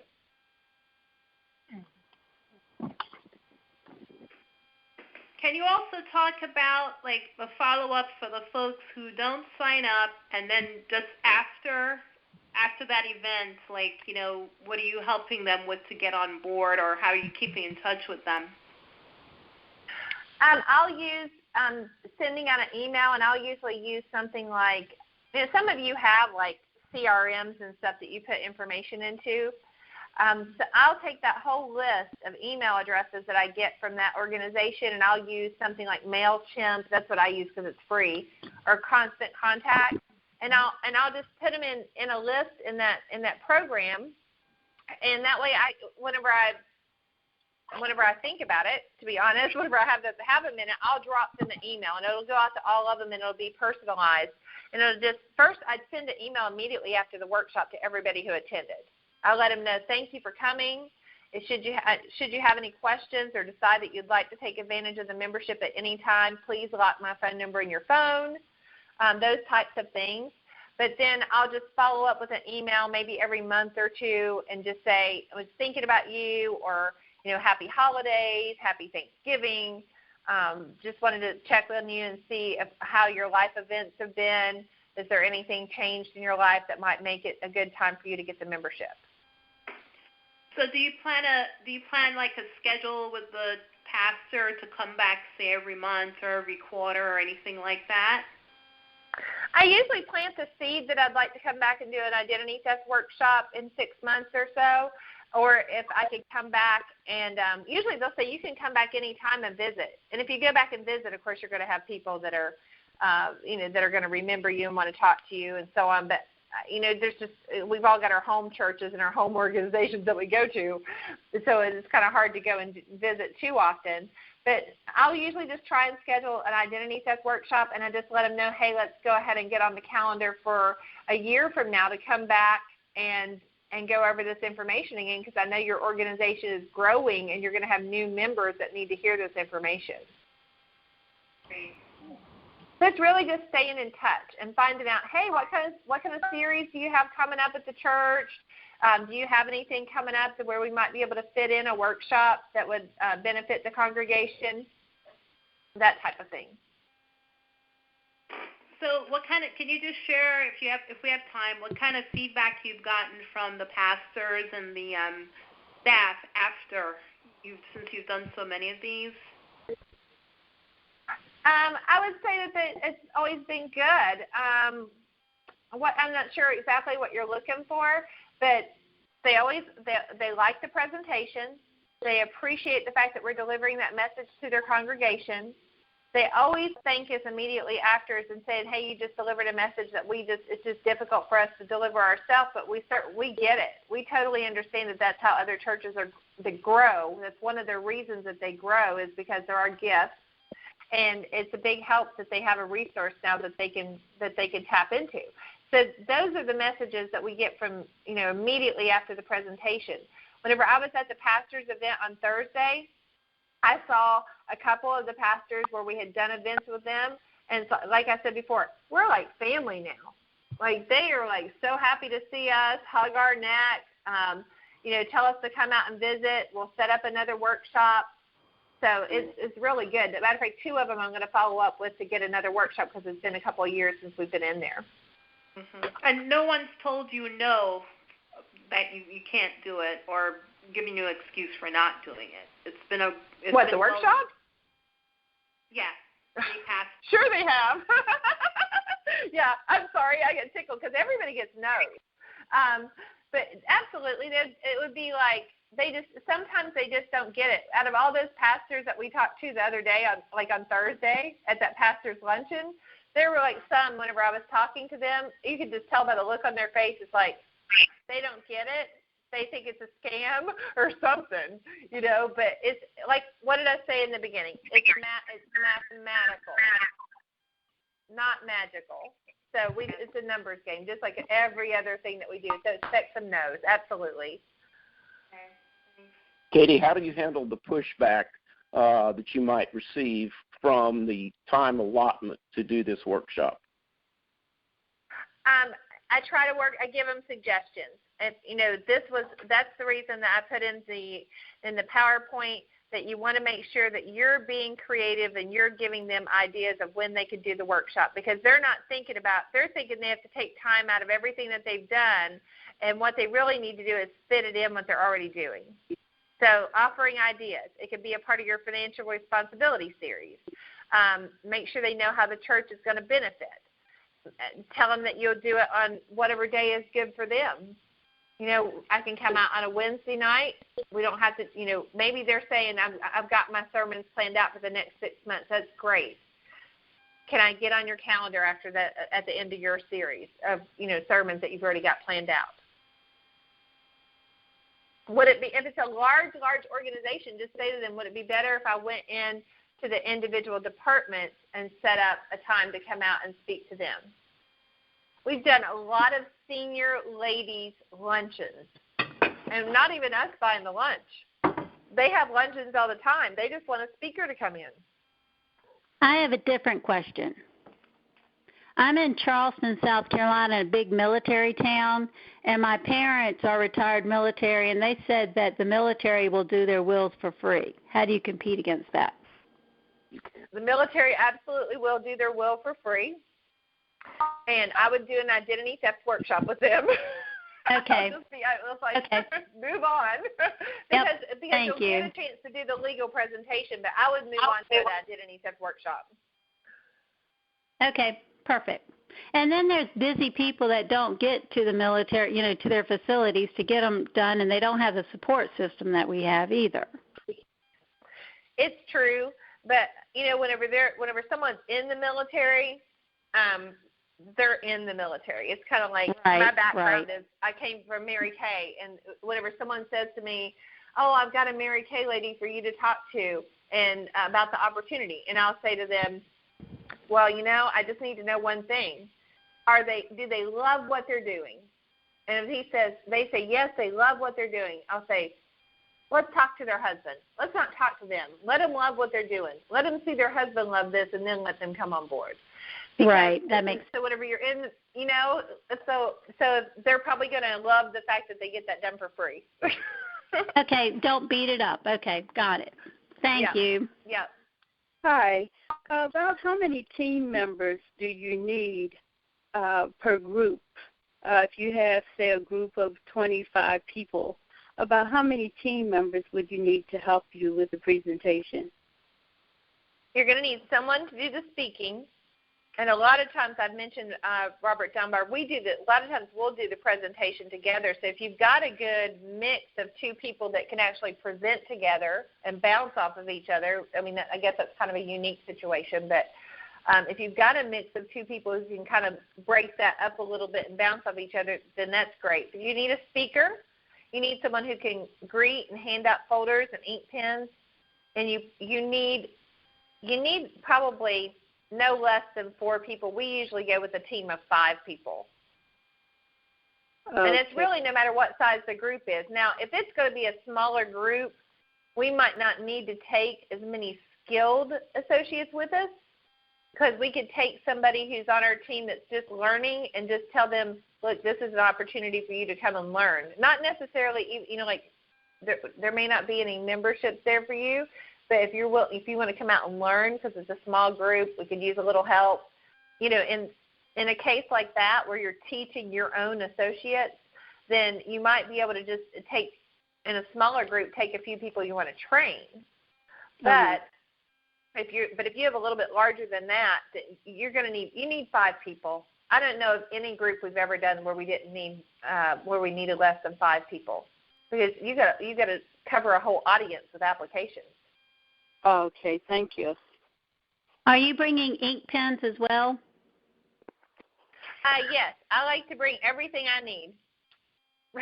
So it doesn't necessarily mean that they're Legal Shield ink pens, but I like to bring I don't want any objection. I don't want anything to hold me up from writing a membership. What's the largest group you've done? Do you cap it? No, I don't cap it. The largest turnout that we've gotten for an event so far was, I want to say that there were probably 75 to maybe 85 people there for that event. Okay. And it wasn't actually our workshop, so I don't know how many memberships actually came out of that one. The largest one that was my workshop was like 68 people there, and that day there were 50% of the memberships were written. With the follow-up, we ended up getting close to 50 memberships with the follow-up out of 68 people. When you get a larger crowd than expected, how do you apologize for not having enough supplies? You don't have enough. Well, I usually go with a little more than what I need, so I think I would just go prepared. I would just, like, if you've got the registration form, so you've got a good idea of how many people are coming. That's true. Yep. That's one of the keys to having those registration forms, is so that you know how much you need in supplies. And emphasize pre-registering when you stand in front of the pulpit, I would think. Yeah, that's I'm going to be out in the foyer. Please fill out your registration form and get that to us. We're going to make sure we remind you about the event, and we're making sure we reserve your seat, that we know how many packets to bring. We'll have a packet for you if we have a registration form for you. Perfect. Thank you. Hey, Katie, what would you say is the average cost to you to present the group, like pens, pamphlets, that type of thing? I don't know, because we get so much free stuff from the company for writing memberships. Okay.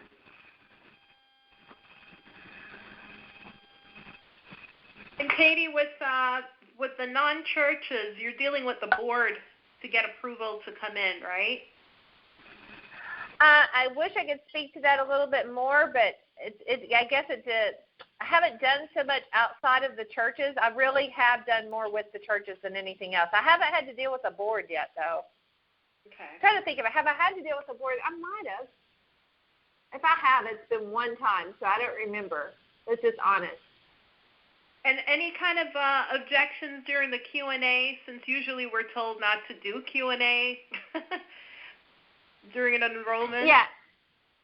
And that's totally up to you. You can take that out if you want to. That's totally up to you. We just kind of we just go with our gut on that.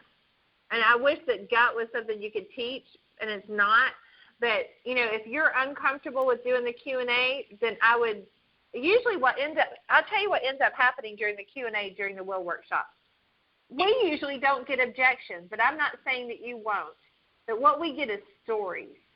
We get stories. There'll be somebody in the audience that's already a member, and they'll stand up and say, I've used this service, and they give a story. Or there'll be somebody who will say, my mother died without a will, and this is what happened to my family. So, we'll get testimonies more than we get anything. So it's totally up to you. If you're uncomfortable with it, I know what you're saying there. I totally endorse telling stories, because when I've done that, I've had a lot bigger enrollments, and they come to me with their problems, which they probably wouldn't have told me about otherwise. Yeah, you definitely want to tell stories during the presentation, but what I'm saying is that the audience will tell you stories. The audience starts telling you stories, but you don't want them to also control your time. Let's see. Okay, so Katie, we got Katie. If your time is limited, you show the PowerPoint when you get ready to do the legal plan membership. Can't you just do it without another PowerPoint, or is that all included in that one PowerPoint? It's all in the one. Okay. Yeah, it's Katie, all I in the have one. 2 questions. Yes. You mentioned working with the team that you want to have as far as compensation or applications or cash cleared up in front.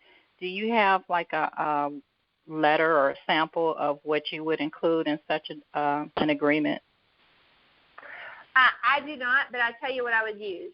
I would get the commission split agreement from the company, and then I would look it over, and I would call the law firm, and I would say, what would I need to do? I'm going to explain to them what you're doing. I'm going to do a commission split with a group that we're about to do, but it's not an official employee benefit group, so there's no way for the company to split it for us. I was wondering what I would need to change about this form to apply to this situation. Use your membership. Okay. All right. And my second question, I have someone that actually is the center of influence in multiple organizations, and they have talked to me about doing a will workshop, and I had no idea about doing this, so I thank you for putting this together.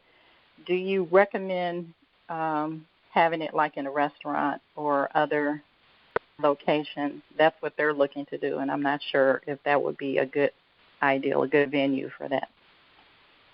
I think it needs to be at least in a private room. It could be at a restaurant, sure, but I think it needs to at least be in a private room, because remember, you need some kind of visual. Okay. Thank you. Mm-hmm. Will you be doing a ID Shield webinar? I think I'm going to see. We just did one of those. We did a live presentation here in Florida with Steve Baker a few weeks ago, and it was very well received. So I may get with him, because we tag teamed it, and everyone seemed to really appreciate it.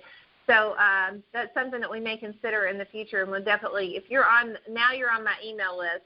So whenever I have new updates for the will workshop, things that we learn, I'll share them with you. I'd appreciate the same from everyone else. And if we have more webinars to introduce, because what we've found is that people are hungry for how to do things. They have all the motivation in the world, but they don't know how to do it. So they're hungry for the how-tos, and we're working on putting together some more trainings on that. Thank you.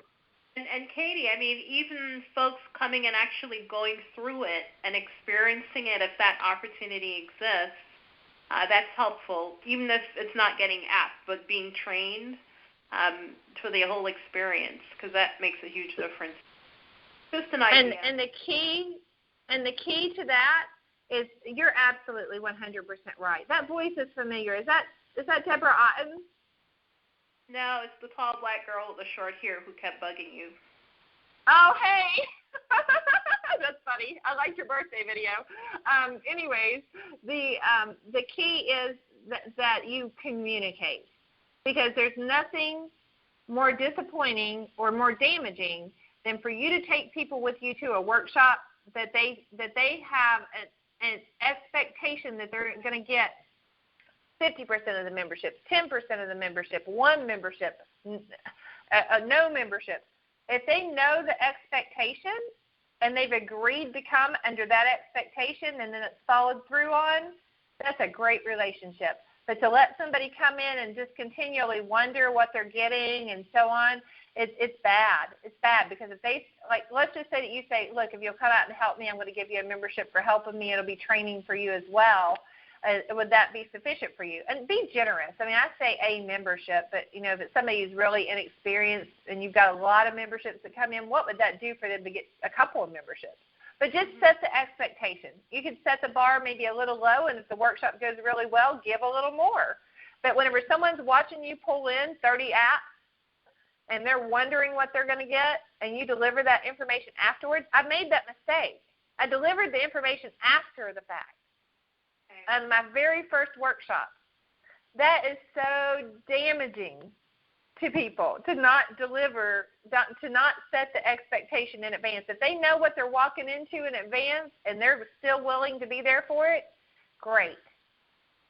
Great outcome. They'll work with you again. And the better they get, the more you can give them, because the more they'll bring to the table. Just want to add, I mean, there's definitely a lot of value to going through the whole experience with you, as opposed to just hearing it here. There's value in going through the actual experience, even if I don't get an app, because then I actually see it and experience it myself. So there's something to be said for that. I agree 100%. Because, like, we didn't have anybody to follow whenever it came to the – well, I take that back. We did have somebody in the business who came – they flew into town, and they're no longer in the business now, but she flew into town and she came and she kind of laid out the first one for us, and that gave us some groundwork to work with, and that really did help a lot. But we learned a lot on our own, as many people will. They'll learn even more on their own. But there is value, just like going to be able to shadow some person at a group. You can learn a lot from actually seeing the real thing done. Yeah. So I agree.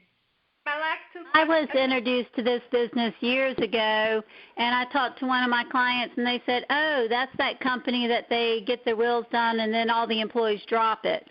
Probably they weren't getting their wills done. Nobody explained the benefits to them. They weren't using it, so they dropped it because they weren't using it. And it really gave me a bad feeling about the company, and I'm glad that I've come back, and I think this is brilliant to host these will workshops, and I didn't even understand the importance of a will myself, and I'm just lucky that my 3 children grew up and we didn't have a catastrophic, we didn't have a horror event happen to our family. Well, and so thank you for hosting this, Katie. Thank you. And, I've been going in and doing a lot of groups, quite a few groups over the past few years, and in particular the last 6 to 8 months. But, I really think a lot of it's our own posture, the response we get from people. It's our own posture, the response we get from people. We have to be confident in the product and the service that we're offering. We have the best opportunity and product available.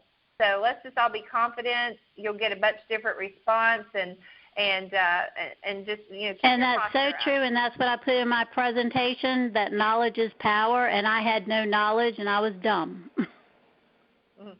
All right. Well, thank you so much. It is 7 o'clock, or right there at it, and I just want to thank everybody for the Q&A as well. I'm going to get this out to you all as quickly as possible. It will take a little bit for the recording to become available for me to be able to share it with you, because they have to, generate that. But I will get it out to you as quickly as possible. Thanks for everybody who tuned in, and look forward to keeping you informed on updates and changes that we make to our presentation as we go along that's made it better for us. So thanks a lot, and have a great night. Thank you.